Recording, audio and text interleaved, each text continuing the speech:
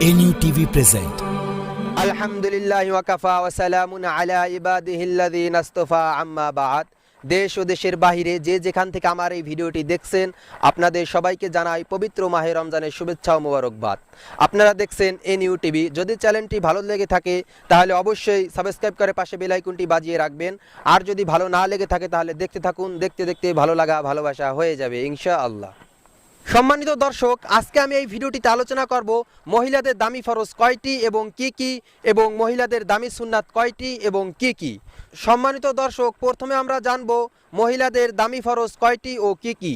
মহিলাদের দামি ফরজ 5টি। 1 নম্বর 24 ঘন্টা অর্থাৎ সর্বাবস্থায় ঈমানি হালাতে থাকা।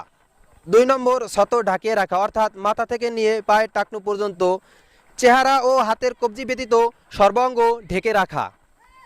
3 নম্বরে পর্দা করা। 4 নম্বর ছোট আওয়াজে কথা বলা। 5 নম্বর স্বামীর মালের হেফাজত করা।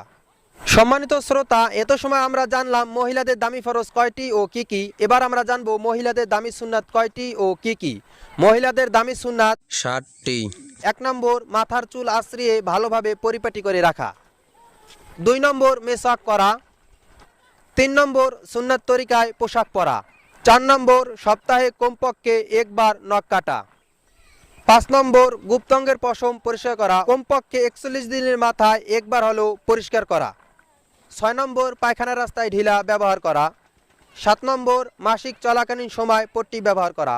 সম্মানিত শ্রোতা, এত সময় আমরা জানলাম মহিলাদের দামি ফরজ কয়টি ও কি এবং মহিলাদের দামি সুন্নাত কয়টি ও কি। আশা করি আপনারা সকলেই ভালোভাবে বুঝতে পেরেছেন।